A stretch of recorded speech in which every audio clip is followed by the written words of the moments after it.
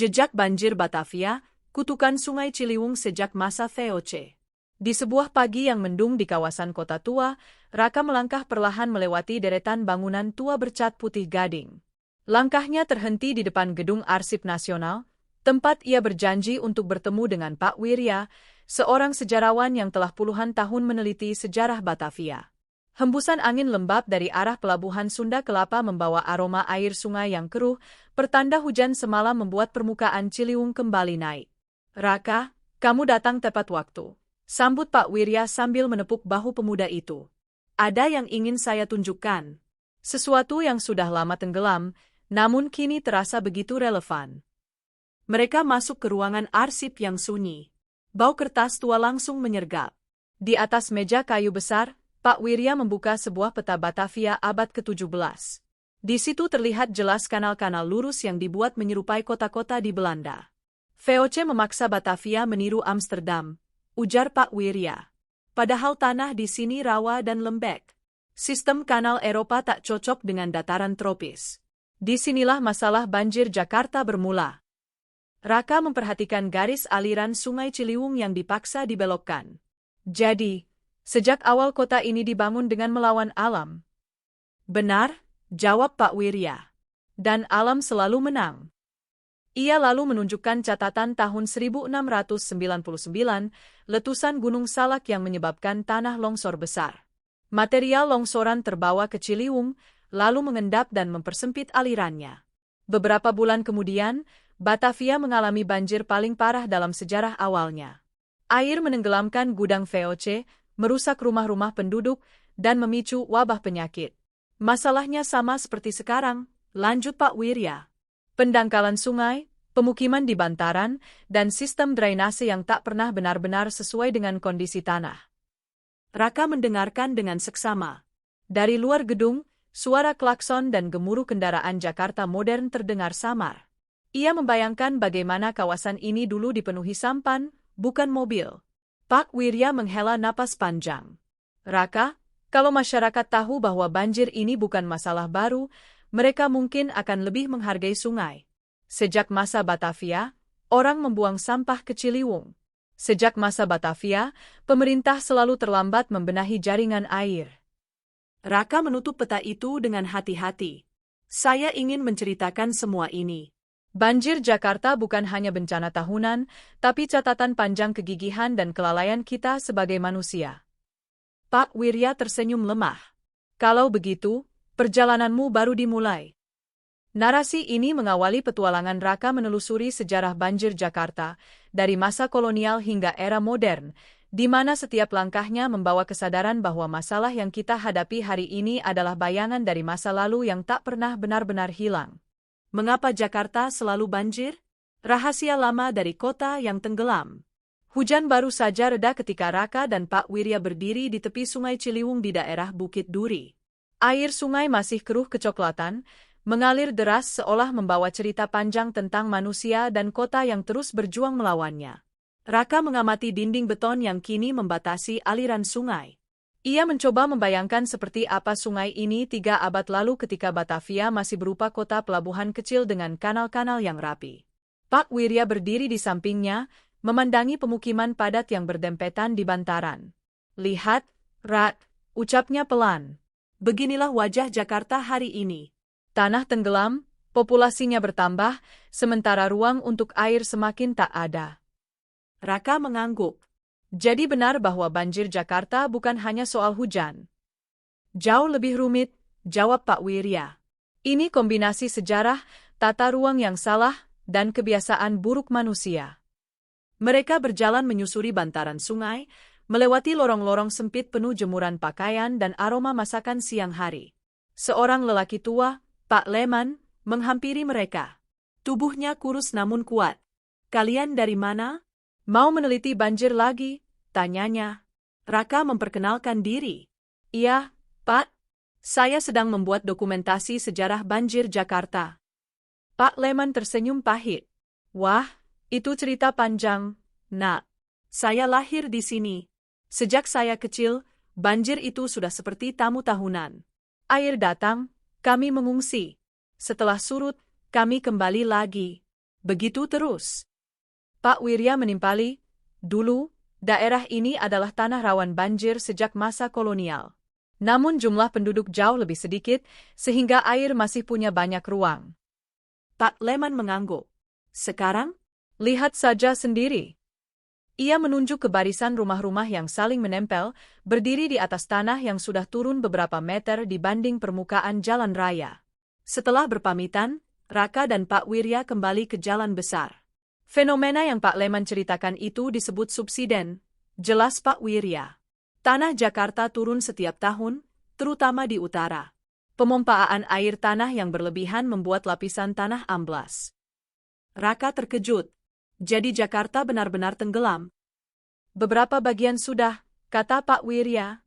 Di kawasan Pluit dan Muara Baru, permukaan jalan sudah lebih rendah daripada permukaan laut. Makanya harus dipasang tanggul raksasa dan pompa besar. Tapi ingat, semua itu hanya solusi sementara. Mereka berjalan menuju jembatan kecil yang menghubungkan dua sisi Ciliwung. Dari atas jembatan, Raka melihat pertemuan antara bangunan modern dan rumah semi permanen. Sebuah ironi kota metropolitan. Kalau begitu, kata Raka, kenapa sejak dulu masalah ini tidak pernah teratasi? Pak Wirya menghela napas. Karena kesalahannya sudah terjadi sejak ratusan tahun lalu. Batavia dibangun dengan cara mengulangi karakter alam. Kanal-kanal dibuat tanpa memikirkan curah hujan tropis. Sungai dibelokkan demi kenyamanan pelayaran. Kemudian urbanisasi besar-besaran pasca kemerdekaan membuat Jakarta berkembang terlalu cepat. Lahan resapan hilang, rawa ditimbun, dan sungai dipersempit. Raka memandang ke kejauhan, melihat awan hitam kembali menggantung. Hujan tampaknya akan turun lagi. Jadi kita hidup di atas kesalahan yang diwariskan. Begitulah, jawab Pak Wirya. Sejarah tidak pernah pergi. Ia selalu kembali menagih. Saat hujan mulai turun rintik-rintik, mereka berteduh di bawah atap warung kecil. Raka membuka buku catatannya, menuliskan setiap detail yang ia dengarkan. Namun pikirannya melayang pada satu pertanyaan yang terus menghantuinya. Apakah Jakarta masih bisa diselamatkan, atau kota ini memang ditakdirkan untuk selamanya hidup berdampingan dengan banjir? Pak Wirya menatapnya seolah bisa membaca pikiran pemuda itu. Raka, jangan pernah berpikir sejarah hanya untuk dikenang. Sejarah adalah peringatan. Kalau kita tidak belajar darinya, maka masa depan akan sama seperti masa lalu. Raka menutup catatannya. Hujan kini jatuh lebih deras, membasahi bantaran sungai yang mereka lalui. Air Ciliwung mulai naik perlahan, seperti mengingatkan bahwa cerita ini belum selesai. Perjalanan mereka masih panjang, dan jawaban atas misteri banjir Jakarta mungkin masih tersembunyi di aliran sungai yang tak pernah berhenti bergerak. Ciliwung, sungai yang membentuk dan menghancurkan Batavia hingga kini. Pagi itu, kabut tipis menutup kawasan puncak. Suara gemericik air terdengar dari balik pepohonan ketika Raka dan Pak Wirya menapaki jalur kecil yang menurun menuju salah satu titik hulu sungai Ciliwung. Perjalanan mereka hari ini adalah perjalanan penting, menelusuri aliran sungai yang selama berabad-abad menjadi nadi sekaligus ancaman bagi Batavia dan Jakarta. Raka menghirup udara dingin pegunungan. Sulit percaya sungai yang kecil dan tenang ini bisa membuat bencana besar di Jakarta. Pak Wirya tersenyum pendek. Begitulah adanya. Semua masalah besar selalu dimulai dari sesuatu yang tampak tak berbahaya. Mereka berdiri di tepi sungai jernih yang mengalir melewati bebatuan besar. Pohon-pohon tinggi menjulang, namun Pak Wirya menunjukkan ke arah tanah yang terbuka, bekas tebang habis. Dulu, daerah ini lebih rapat dengan pepohonan. Hutan lebat menjaga tanah agar tidak longsor. Tapi deforestasi yang terjadi sejak puluhan tahun lalu membuat tanah mudah tergerus. Ketika hujan deras datang, tanah hilang bersama aliran air, lalu terbawa turun menuju Jakarta. Raka memandang batang-batang pohon yang tersisa. Jadi pendangkalan sungai sebenarnya dimulai dari sini. Betul, jawab Pak Wirya. VOC mencatat tahun 1699 sebagai salah satu bencana awal. Longsoran dari hulu akibat letusan Gunung Salak membuat Batavia tenggelam berhari-hari. Sejak itu, Ciliwung tak pernah sama. Alirannya semakin dangkal dan menyempit. Mereka berjalan menyusuri tepi sungai, mengikuti arus yang semakin deras. Perjalanan membawa mereka ke kawasan Depok, di mana aliran Ciliwung mulai lebih lebar dan berwarna kecoklatan. Di tepi sungai, rumah-rumah berdiri rapat dan aktivitas warga tampak ramai. Seorang ibu yang sedang mencuci di pinggir sungai memandangi mereka. "Mau penelitiannya?" tanyanya ramah. Raka mengangguk. "Iya, Bu. Kami sedang mengikuti aliran Ciliwung dari hulu sampai hilir." Ibu itu tersenyum getir. "Ah, Ciliwung. Kadang kasih air bersih, tapi sering kasih banjir." Mereka tertawa kecil, namun Raka mencatat perkataan itu. Di setiap sudut kota, sungai ini memegang peranan penting, sekaligus masalah besar. Perjalanan dilanjutkan hingga mereka mencapai kawasan Lenteng Agung. Di sini, Ciliwung membelah wilayah padat penduduk. Banyak rumah berdiri hanya beberapa meter dari bibir sungai. Anak-anak bermain di tepian, seolah tak peduli bahaya arus yang bisa tiba-tiba meninggi. Pak Wirya menunjuk ke pinggiran sungai. Dulu bantaran ini lebih lebar. Air punya ruang. Tapi pembangunan yang tidak terkontrol menekan sungai hingga tinggal selebar ini. Ketika hujan deras, air tidak punya pilihan selain meluap. Raka memandang rumah-rumah itu dengan perasaan campur aduk. Kenapa orang tetap tinggal di sini? Karena Jakarta tidak memberi mereka banyak pilihan, jawab Pak Wirya. Sejak zaman kolonial, kawasan dekat sungai menjadi tempat tinggal masyarakat kelas bawah. Sementara pemerintah lebih fokus pada pusat kota dan kawasan elit. Pertumbuhan kota berjalan tanpa kendali. Mereka tiba di titik pertemuan antara aliran sungai yang relatif bersih dan area yang penuh sampah. Botol plastik, styrofoam, kasur bekas, semua mengapung terbawa arus. Raka mengernyit. Ini seperti menjadi bukti keputusasaan kota. Pak Wirya berdiri diam cukup lama. "Raka, sungai ini dulu adalah jantung Batavia. Airnya digunakan untuk mandi, minum, transportasi, bahkan perdagangan. Kota ini lahir dari sungai. Tetapi kini, sungai justru menjadi korban perkembangan kota." Mereka melanjutkan perjalanan menuju Manggarai. Deru mesin pintu air terdengar keras dari kejauhan. Struktur megah itu berdiri seperti penjaga kota, menahan derasnya aliran Ciliwung sebelum memasuki pusat Jakarta. Raka menatap kolam air yang bergolak di bawah pintu air. Ini seperti titik pertempuran utama. "Benar," kata Pak Wirya. "Jika pintu air Manggarai gagal berfungsi, pusat kota akan tenggelam." Inilah simbol dari hubungan rumit Jakarta dengan Ciliwung. Kota yang bergantung pada sungai, tetapi juga dihancurkan olehnya. Saat matahari mulai turun, Raka merasakan sesuatu yang lebih besar dari sekadar penelitian. Sungai ini bukan hanya bagian dari sejarah, melainkan cermin perubahan manusia. Dari hulu yang jernih hingga hilir yang keruh, perjalanan Ciliwung adalah perjalanan panjang kesalahan dan harapan. Pak Wirya menepuk bahu Raka. "Kita baru melihat sebagian kecil dari cerita. Masih banyak yang harus kamu ungkap." Raka menatap aliran Ciliwung yang terus bergerak. Di balik riaknya, ia seolah mendengar bisikan lama dari Batavia. Sungai ini telah melihat segalanya, kemakmuran, bencana, kelalaian, dan perjuangan. Dan ia tahu bahwa perjalanannya belum selesai. Banjir zaman kolonial sampai era modern, kesalahan yang tak pernah diperbaiki. Suara mesin pompa raksasa di pintu air Manggarai masih bergema ketika Raka dan Pak Wirya meninggalkan kawasan itu. Hari mulai gelap, namun perjalanan mereka belum selesai. Sore itu mereka menuju Banjir Kanal Barat, saluran legendaris yang dibangun lebih dari seabad lalu dan masih menjadi salah satu tulang punggung pengendali banjir Jakarta. Di tepi kanal yang tenang, Pak Wirya berhenti dan menunjuk ke arah air yang berkilau diterpa lampu jalan. Inilah salah satu proyek kolonial paling ambisius yang pernah dibuat di Batavia. Dibangun pada awal 1900-an setelah rentetan banjir besar melumpuhkan kota. Raka memperhatikan kanal itu dengan rasa takjub. Jadi sejak awal abad 20 orang sudah sadar kalau kota ini butuh sistem pengendalian banjir khusus. "Tentu," jawab Pak Wirya. Salah satu gubernur jenderal, Van Heutz, mendorong pembangunannya. Ia sadar kanal-kanal ala Belanda tidak cukup. Batavia butuh jalur besar untuk membuang air langsung ke laut. Pak Wirya mengambil langkah pelan sambil terus bercerita. Namun kanal ini pun tidak sempurna. Pada 1918, banjir besar kembali terjadi. Batavia lumpuh. Ratusan rumah rusak, jalur perdagangan terhenti.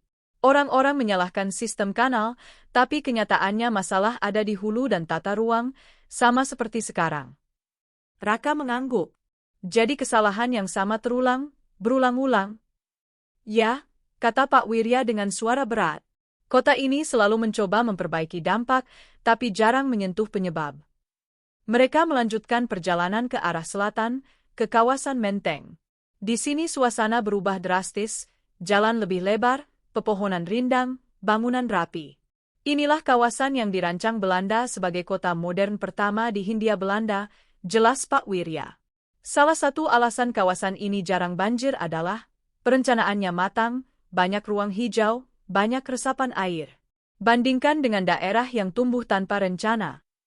Raka memperhatikan taman-taman luas dan jalan yang rapi. Jadi sejak dulu kota ini punya dua wajah, yang direncanakan dan yang tumbuh sendiri. Betul, jawab Pak Wirya. Wajah yang direncanakan bertahan dengan baik. Wajah yang tumbuh sendiri terseret banjir. Mereka kemudian menuju kawasan timur Jakarta, tempat banjir Kanal Timur berada, proyek modern yang selesai awal 2000-an. Di sini suara aliran kanal lebih deras. Raka memandang panjang saluran air itu. Kalau begini, sepertinya kita sudah punya banyak kanal. Mengapa masih banjir? Pak Wirya menarik napas panjang. Karena kanal hanyalah bagian dari solusi. Jakarta butuh tata ruang yang konsisten, penataan sungai yang benar, dan hulu yang dilindungi.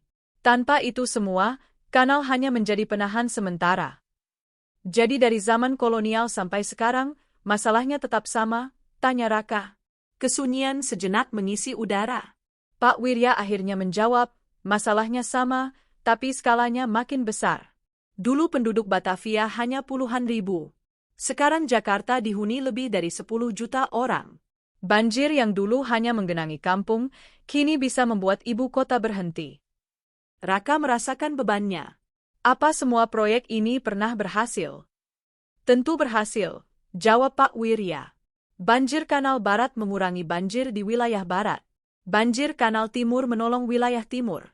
Tanggul-tanggul pantai melindungi utara.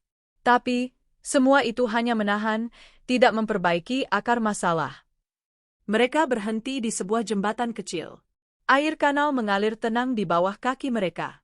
Lampu-lampu kota menyala, menciptakan bayangan gemerlap di permukaan air. Raka memandang ke arah itu dengan penuh pemikiran. Apa Batavia dulu pernah benar-benar bebas banjir? Pak Wirya menggeleng pelan. Tidak pernah. Bahkan ketika kota ini masih kecil.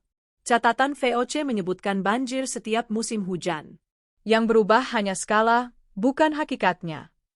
Dan Jakarta modern, dengan segala teknologi dan pembangunannya, tetap mengulang kesalahan lama, gumam Raka.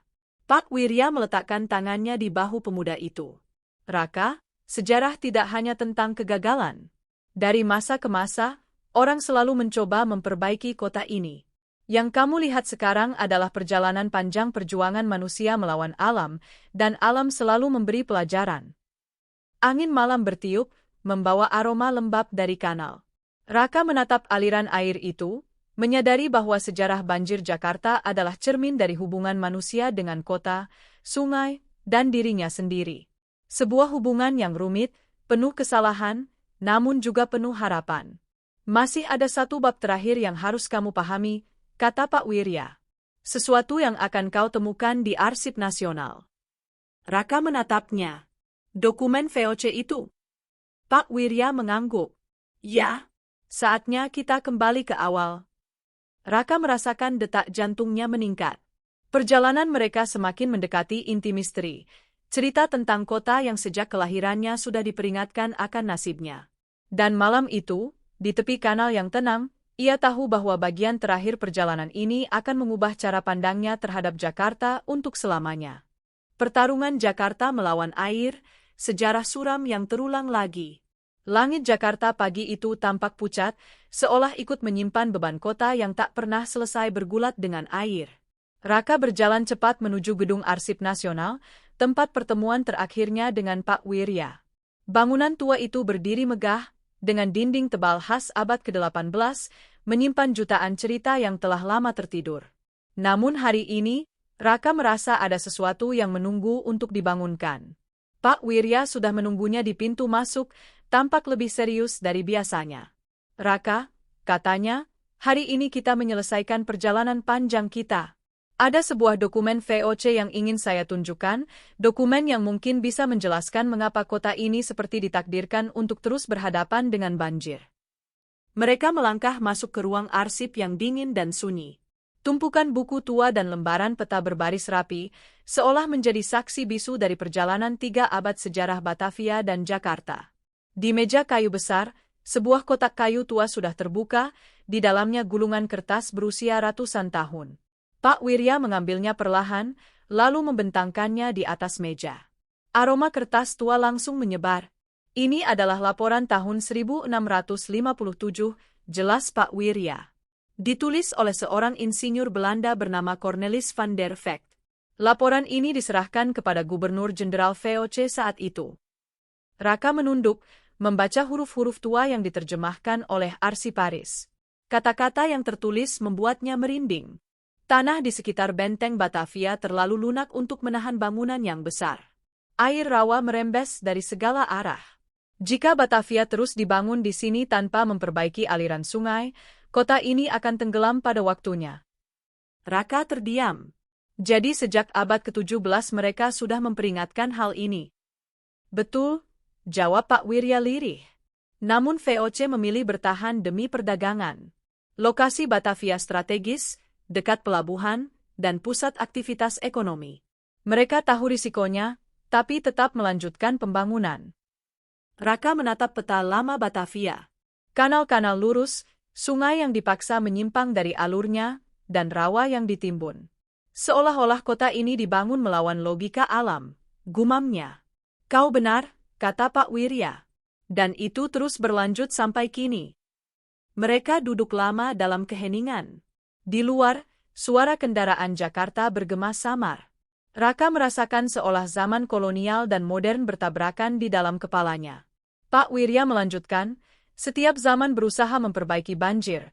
VOC dengan kanal, Belanda dengan banjir kanal barat, Indonesia modern dengan banjir kanal timur, normalisasi sungai, tanggul pantai, hingga pompa raksasa. Semua itu berhasil, tapi hanya untuk sementara. Karena kita tidak pernah mengubah landasan awal kota ini, sambung Raka. Tanahnya turun, sungainya tertekan, dan manusianya terus bertambah. Pak Wirya tersenyum kecil. Kau sudah melihatnya sendiri, Raka. Dari hulu yang rusak hingga hilir yang padat. Dari kanal kolonial hingga pintu air Manggarai. Semua saling terhubung. Raka menatap dokumen VOC itu sekali lagi. Sebuah catatan kecil di sudut bawah menarik perhatiannya. Tinta hitamnya sudah pudar, namun masih bisa terbaca.